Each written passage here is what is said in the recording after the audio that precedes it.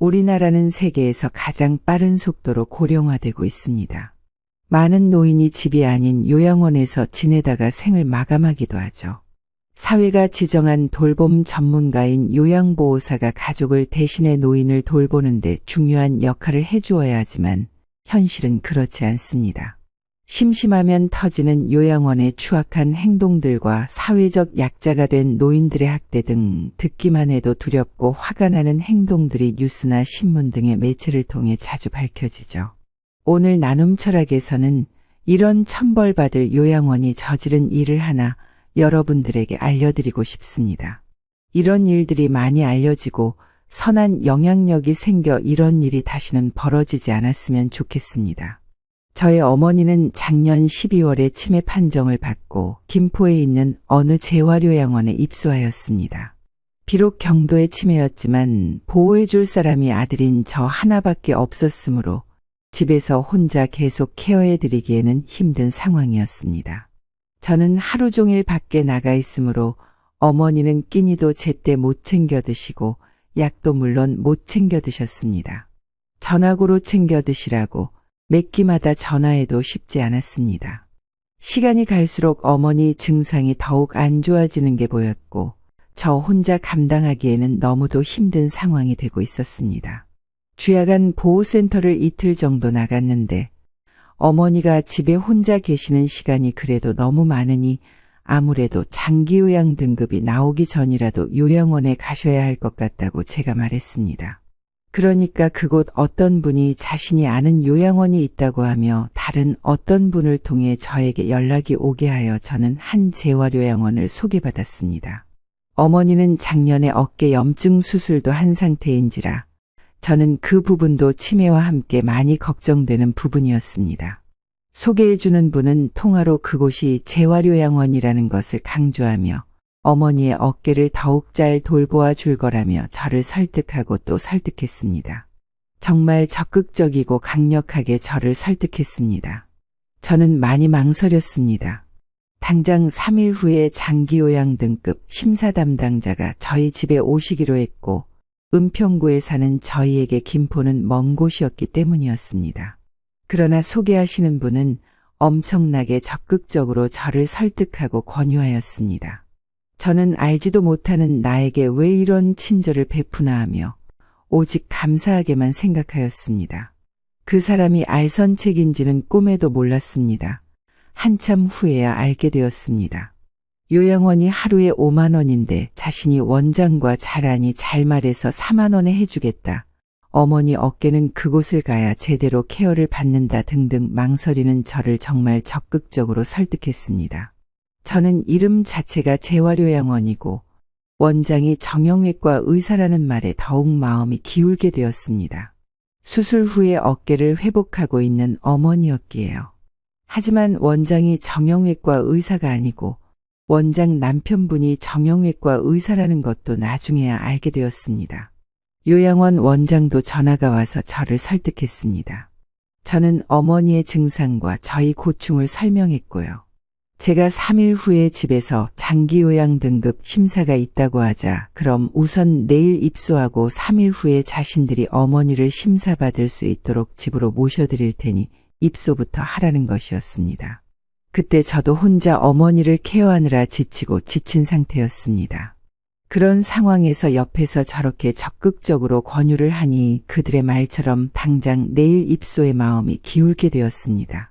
어머니의 어깨도 잘 돌보아 줄 거고 재활기구나 프로그램 등이 잘 되어 있다라고 하며 장기요양 등급 심사도 차질 없이 받을 수 있게 해준다고 하니 말이죠. 오랜 망설임 끝에 그들의 권유에 넘어갈 수밖에 없었습니다. 그 검은 속내를 감춘 설득과 권유에 아무것도 모르고 넘어간 제가 너무도 원망스럽고 한이 됩니다. 그날 바로 오라고 해서 요양원에 가서 여러 설명을 듣고 계약서를 작성했습니다. 어디나 그렇듯이 그날은 한없이 친절하고 걱정 말라며 저를 안심시켰습니다.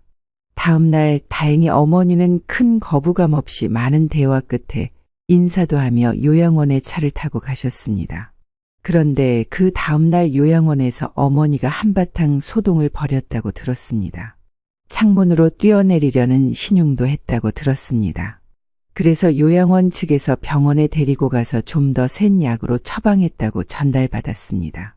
그런데 시간이 지날수록 어머니의 관리 등에 있어서 너무 소홀하다 싶은 행동이 많이 발견되었습니다. 최소한의 관리도 이루어지지 않고 방임하는 듯한 모습이 많이 보이기 시작했습니다. 그곳에서 어머니의 폰 반입은 금지하였습니다. 그런데 가끔 어머니는 다른 분의 폰을 이용해서 저에게 전화나 문자를 했습니다. 그런데 갈수록 어머니는 어깨 통증을 심하게 표현하기 시작했습니다. 시일이 지날수록 극심한 통증을 호소하며 저에게 그곳을 나가게 해줄 것을 호소했습니다. 문자로 전화로요. 처음에는 어머니가 아직 적응을 못해서라고만 생각했습니다. 하지만 그 고통의 호소가 갈수록 짙어졌습니다. 그래서 실장에게 몇 번 전화를 했지만 돌아오는 답이라고는 어머니는 통증을 호소한 적이 없다라는 말뿐이었습니다. 아프다고 하면 병원에 데려가죠. 라는 말만 하며 생전 아프다는 말을 들은 적이 없다라는 것이었습니다.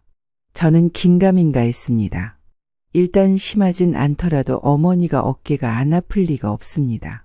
그리고 그곳에 간 큰 이유도 어머니의 어깨 회복을 위한 것이 있는데 왜 시간이 지날수록 더욱 통증이 심해지는 것도 이해가 가지 않았습니다.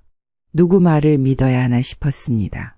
하지만 어머니는 나중에는 통화하면서 눈물을 흘리면서 너무 아프다고 호소를 했습니다. 그 호소는 제 가슴을 너무 아프게 했고요. 입소 초반에 어깨 염증 수술을 했으니 뜨거운 찜질을 하지 말아달라고 했고 그들은 제 앞에서 기록을 했습니다. 하지만 알고 보니 어머니는 매일 뜨거운 찜질을 하고 있었습니다. 이것도 나중에 알게 된 사실입니다. 어머니는 어깨 염증 수술을 했기에 뜨거운 찜질을 하면 통증이 더욱 발생할 수 있습니다. 그리고 어머니의 제가 가져간 당뇨와 어깨 약이 떨어졌는데도 저에게 연락도 하지 않고 그렇다고 병원 가서 약을 처방받은 것도 아니고 그대로 방치했습니다. 아주 기본적인 관리조차 이루어지지 않았고 방임한다는 것이 점점 여러 정황상에 드러났습니다. 어머니는 자신이 아무리 아프다고 해도 직원들이 진통제만 던져주며 이곳은 그런 거 치료해주는 데가 아니다라는 말만 반복했다고 합니다. 너무도 차갑게 말하고 가끔은 자신에게 소리도 지른다며 제발 좀 이곳에서 자신을 빼달라고 호소했습니다. 다른 환자의 폰으로 장문의 문자도 보내고 전화로 괴로움을 토해냈습니다. 어머니의 호소는 갈수록 심해지고 전화하면 실장은 아무 이상 없다고만 하고 원장한테 전화하면 받자마자 통화할 생각도 안 하고 실장을 바꿔주고 그곳에선 더 이상 어떠한 기대를 할 수 없다 생각해서 요양원 이동을 결심했습니다. 어머니에게서 그런 괴로움을 토로하는 문자나 통화를 지속적으로 들으면 자식으로서 어떤 심정인지 모두들 이해하실 겁니다. 정말 가슴이 후벼 파지고 며칠 동안 일도 손에 안 잡힙니다. 편안히 쉬시라고 보내드린 요양원인데 어째 신체 통증은 더욱 심해져 가고 요양원에서는 괜찮다는 말만 하니 이동을 결심할 수밖에 없었습니다. 여러 요양원을 검색하고 그 중에 한 곳의 요양원의 원장님과 통화를 정말 여러 번 했습니다. 이곳이라면 믿고 맡길 수 있다 생각하여 그곳으로 이동을 결정하였습니다. 집에서도 비교적 가깝고 그곳에서는 어머니에 필요한 병원 외래 진료도 해준다 하였습니다. 그렇게 기존에 어머니를 모셨던 재활요양원에 전화를 걸어 아무래도 요양원 이동을 해야 할 것 같다고 말했습니다. 저는 그때까지 한 번도 그곳에 불평을 한 적이 없었습니다. 속은 썩어 문드러져 가고 너무 기분 나쁘고 화도 많이 났지만 어머니를 그곳에 맡겼기에 조금이라도 어머니에게 불이익이 갈까봐 한 번도 불평 안 하고 항상 예의 바르게 부탁드린다는 말만 거듭했습니다. 그런데 요양원 이동 얘기를 하니 가관의 반응이 나왔습니다. 제가 처음부터 계획적으로 자신들을 이용했다는 말을 했습니다. 그러면서 3개월간 이동은 안 된다는 말을 했습니다. 저는 너무도 황당하고 어이가 없었습니다. 제가 이용을 하다니요. 믿고 맡긴 요양원인데 너무도 관리가 부실하고 방임하는 것이 심하게 보여서 고민 끝에 이동을 결심한 건데 무엇을 처음부터 계획적으로 자신들을 이용했다는 것인지 기가 막힐 뿐이었습니다. 그리고 3개월이란 것은 처음부터 언급한 적도 없고 당연히 계약서에도 없는 내용이었습니다.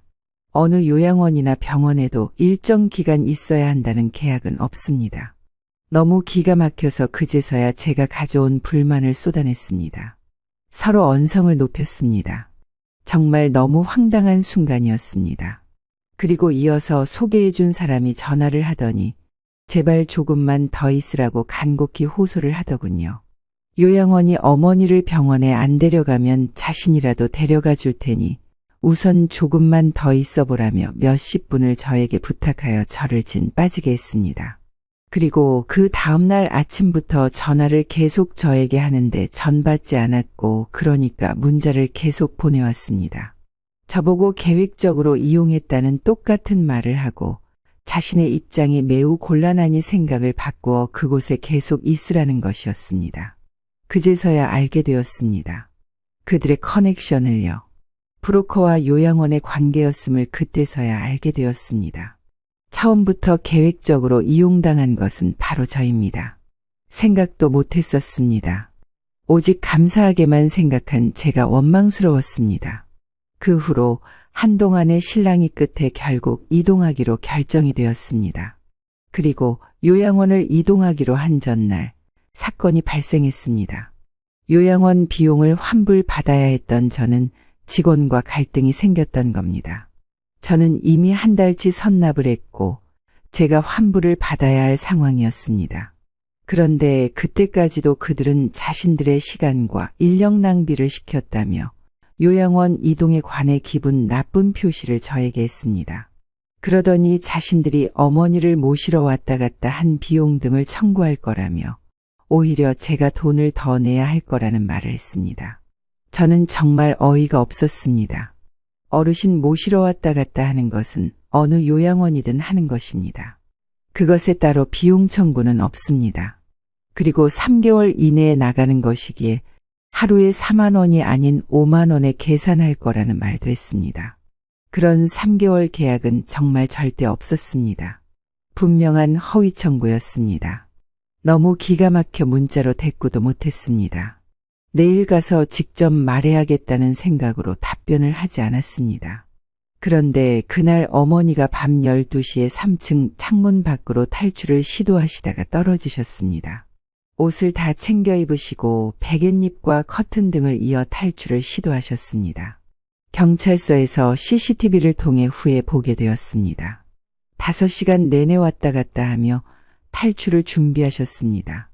그렇게 나가고 싶어 하던 요양원을 이동하던 전날에 어머니는 그런 시도를 하셨습니다. 왜 어머니가 요양원 이동 전날에 그런 시도를 하셨는지 도무지 이해할 수가 없었습니다.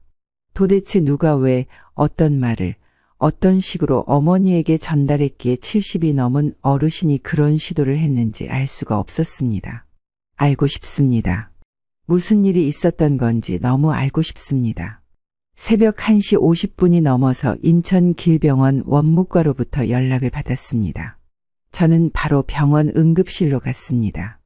요양원에서는 저한테 어떤 연락도 안 했습니다. 응급실에 가니 70대로 보이는 요양보호사 한 분만 계셨습니다. 요양원 실무진이 아닌 요양보호사분요.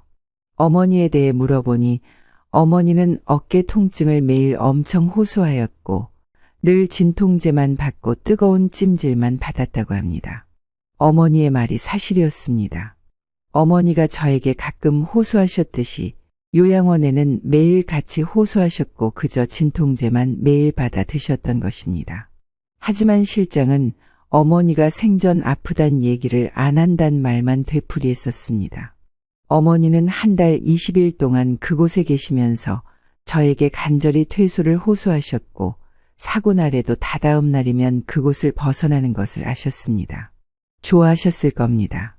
당신이 그토록 바라던 요양원을 나가는 날이었으니까요. 그런데 그 새벽에 그런 말도 안 되는 일이 벌어졌습니다. 73세이십니다. 70평생을 고생만 하시면서 살아온 분이십니다. 편하게 사신 분이 아닙니다. 온갖 세상 풍파를 겪으며 지금껏 굳건히 버티며 살아오신 분이 그곳에서도 그토록 힘들다고 호소하시면서도 버티셨던 분이 다른 요양원으로 이동하기 전전날 3층에서 떨어지셨습니다. 응급실에서 병원의 지시를 따르고 면담을 하고 있던 와중에 요양원 직원이 보호사에게 전화를 했고 저를 바꾸어 주었습니다. 요양원 복지사의 첫 마디는 괜찮죠? 였습니다. 저는 많이 안 좋으세요 라고 대답했습니다. 그러자 이어지는 말이 어머니 여기 오고 이튿날 소동 피운 것 아시죠? 저는 너무도 놀라고 어이가 없었습니다. 너무도 당황스러워서 그 말을 지금 상황에서 왜 하냐고 했습니다. 저희 힘들었다고요. 저희 힘들었다는 거 얘기하는 거예요. 이것은 사실입니다. 한치의 거짓이 없는 사실입니다. 이것이 그 상황에서 사람이 할 말인가요? 사람들 돌보는 일을 하는 사람이 할 말인가요? 그 상황에서 그런 말을 하는 자들이 어르신을 보살피는 요양원의 복지사라뇨. 자기들 책임 면피를 하기 위해서 어떻게 그 위급한 상황에서 그런 말을 하는지 사람이 할 짓이 아니라 생각합니다.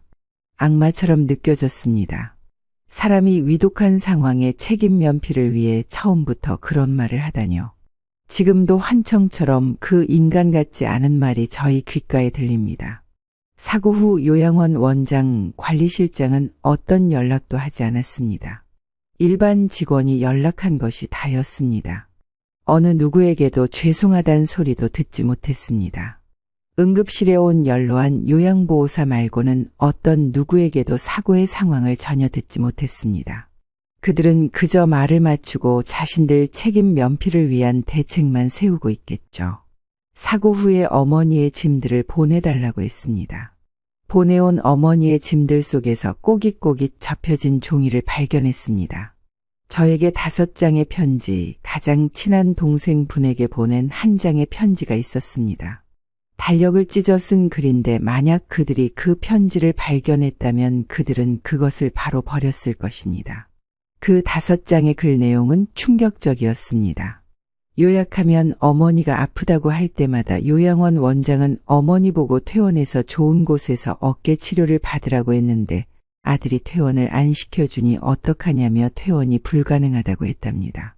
매번 어머니가 통증을 호소할 때마다 퇴원하고 싶으면 해라. 그런데 아들이 안 시켜줘서 못하는 거다. 라는 말을 수없이 어머니는 들었답니다. 약 2달간 그런 말을 반복해서 들으면서 어머니는 저에 대한 배신감과 서러움, 분노만 키워갔습니다. 편지 5장에는 저에 대한 적개심과 배신감만 가득했습니다. 저는 상상도 못했던 일이었습니다. 저에 대한 분노와 비난이 가득했습니다.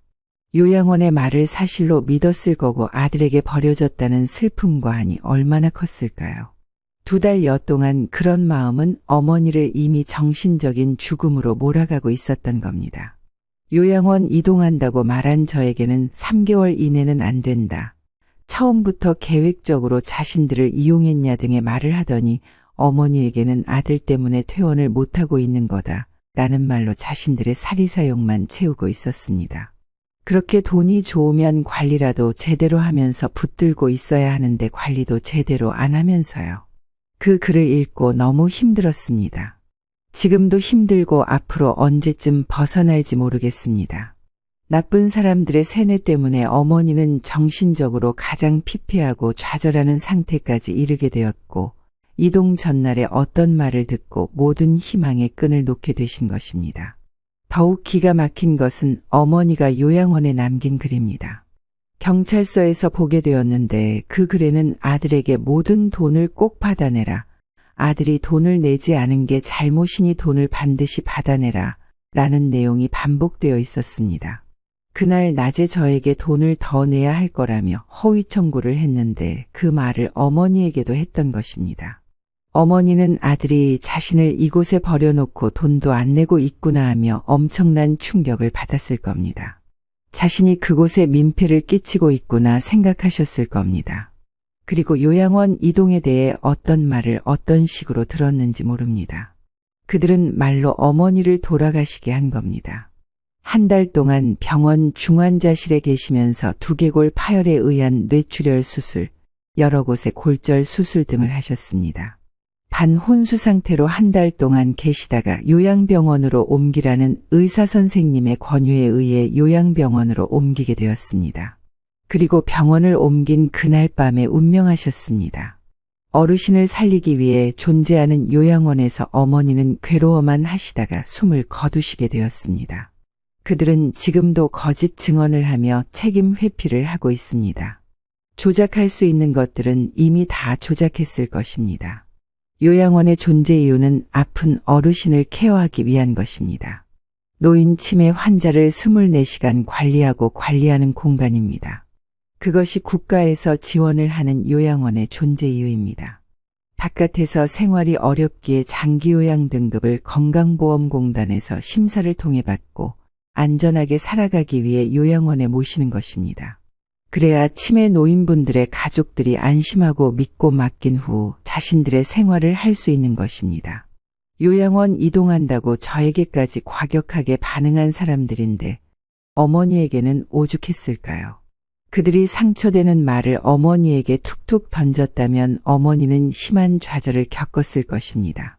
그토록 굳건히 오랜 인생을 살아오신 분이 그 요양원을 곧 나가는데 그런 일을 벌이다니요. 설사 그런 것을 다 차치하더라도 요양원의 업무는 환자 밀착 관리입니다. 경찰서에서 5시간의 분량의 CCTV를 봤는데 저녁에 요양보호사가 아주 잠시 다녀간 것이 전부입니다. 새벽 12시까지 주무시지 않고 왔다 갔다 하며 탈출 준비를 하시는데 그 어느 누구도 발견한 사람이 없습니다. 손해사정사와 김포시청에서 요양원을 다녀가 조사를 했는데 그 사고날 자신들은 아무 말도 한 게 없고 아들이 어머니에게 요양원 이동 사실을 전달했다고 진술했다고 합니다. 그 말을 듣고 더더욱 분노가 차올랐습니다. 그리 뻔한 거짓말이라뇨. 숨길 것이 없다면 왜 거짓말을 할까요? 절대 있어서도 안 되었고 앞으로도 있어서는 안 될 일입니다. 요양원은 사각지대입니다. 대부분 아픈 어르신들이라 그곳에서 어떤 일이 일어나도 가족들은 알 수가 없습니다.